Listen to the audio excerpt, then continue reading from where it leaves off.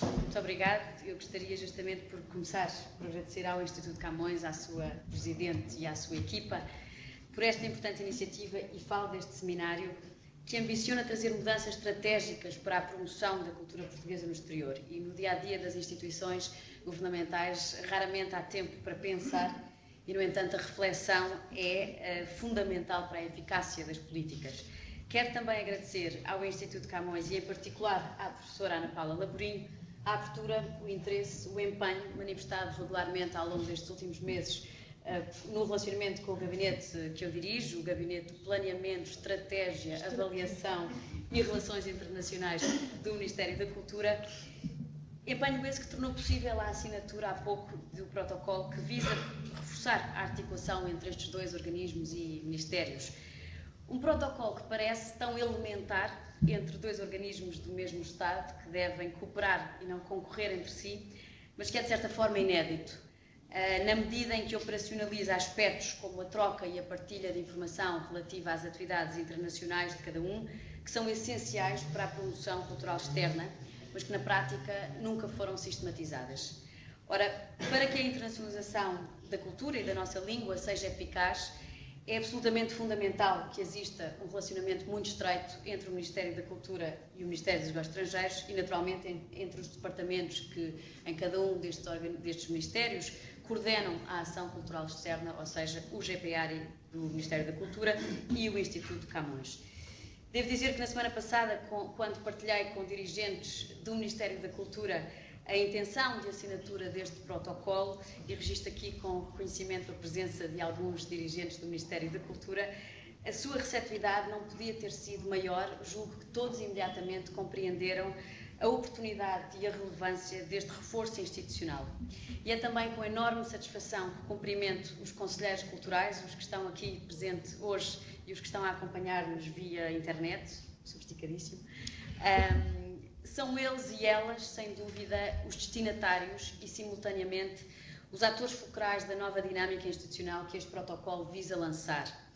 São eles e elas os promotores das nossas atividades no terreno e, sem a sua dedicação, conhecimento, dinamismo, seria muito difícil concretizar qualquer política de promoção cultural. No Ministério da Cultura, gostaríamos de nos tornar mais úteis aos agentes especializados que promovem a cultura no exterior, sejam eles conselheiros culturais, leitores ou os membros das nossas representações diplomáticas que tantas vezes, com reduzidos meios e sem informação específica, acabam por assumir a grande responsabilidade de promover a difusão da cultura portuguesa em países terceiros. Queremos, por isso, prestar-lhes informações relativas à oferta cultural existente e em tempo adequado para a promoção de qualquer iniciativa, para que essa promoção seja devidamente programada e planeada logo de início, por vezes mesmo antes de uma peça, espetáculo, filme estar pronto. É preciso que a internacionalização passe a fazer parte do planeamento logo desde a primeira fase de execução do projeto e não, como tantas vezes acontece, como deriva improvisada em fase final, em cima da hora e quando frequentemente estão esgotados os meios financeiros orçamentários. Queremos também colaborar na formação dos responsáveis pela ação cultural no estrangeiro para que se sintam mais confortados, mais habilitados em áreas que não são necessariamente sempre as mais acessíveis. Mas para que a internacionalização da cultura portuguesa se concretize e projete o país de forma verdadeiramente eficaz, otimizando recursos financeiros, o que é particularmente indispensável nesta conjuntura atual, há outras entidades com as quais se deveria também reforçar a articulação e a concretização de sinergias, designadamente o Instituto Português de Apoio ao Desenvolvimento, a AECEP, que infelizmente já não se encontra presente, mas cuja manifestação e receptividade ficou também aqui bem patente, e o Turismo de Portugal. Todos estes organismos, entre outros, inclusive fundações também e outras organizações aqui presentes, oferecem assinaláveis conhecimentos, quer ao nível dos setores produtivos ou das audiências externas com que trabalham, das regiões em que operam e dos recursos de que dispõem. São todas mais-valias que importa ao país aproveitar de forma inteligente, pelo que seria muito importante poder contar com a sua participação na reflexão que pretendemos promover através do grupo de trabalho, também previsto neste protocolo assinado hoje, que visa também a delineação de um plano de ação cultural externa. A promoção cultural pode ser um fim em si, como pode estar aliada a outros interesses nacionais, sejam eles políticos ou económicos. A diplomacia cultural, inserida na lógica soft power de Joseph Nee, é algo muito sério para vários países que a exploram com grande habilidade para se inserir e reforçar os seus perfis em países estratégicos e daí retirarem vantagens políticas ou económicas. O esforço de internacionalização deve, por isso, também ser ele cada vez mais transversal. E a estratégia aqui é decisiva. É preciso termos claramente presente quais são os desígnios, os objetivos concretos do país, seja em áreas económicas ou políticas, para podermos, de forma articulada, coerente e sustentada, reforçar a projeção nacional no exterior. E penso justamente na recente eleição para o Conselho de Segurança das Nações Unidas, uma campanha bem sucedida graças à qualidade dos nossos diplomatas e da sua ação estratégica, mas teria sido, a meu ver, também importante complementar esse esforço diplomático com ações de cariz cultural. Acho que ainda vamos a tempo, podemos aproveitar os próximos 2 anos para associar a nossa ação política a iniciativas de promoção cultural em Nova Iorque e nas principais capitais, incluindo países emergentes representados também no Conselho de Segurança das Nações Unidas.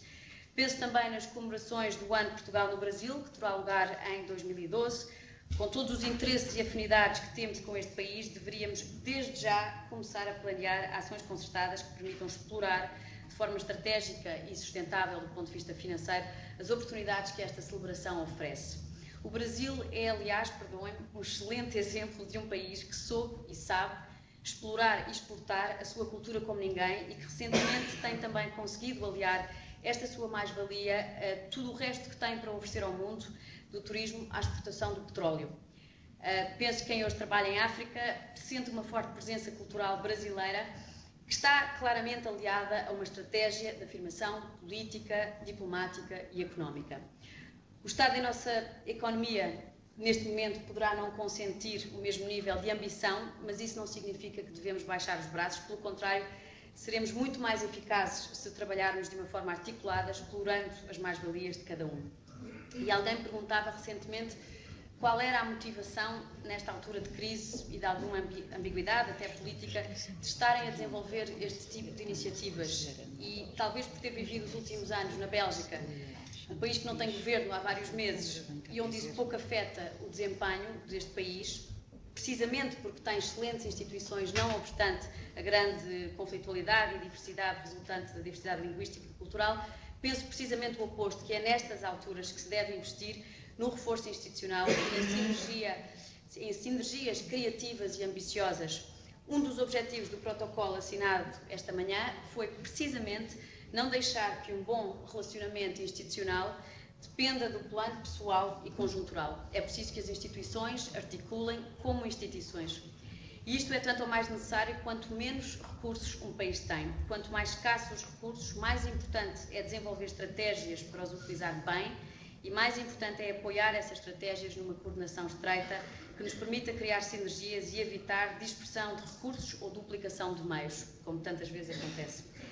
Numa altura de globalização, de novas oportunidades tecnológicas, julgo que também é importante assumir a cultura portuguesa na sua dimensão mais ampla, abrangendo a riquíssima heterogeneidade que hoje existe no nosso país e tendo presente a importância de facilitar a mobilidade e a circulação dos artistas e dos bens culturais dentro como fora do espaço europeu. É claro que o protocolo hoje é apenas um ponto de partida, ele só por si não nos vai dar a visão, a estratégia, a ambição de que precisamos, mas vai ao encontro de uma vontade de projetar no mundo o que acreditamos ser um dos principais recursos do país, a cultura. Muito obrigada.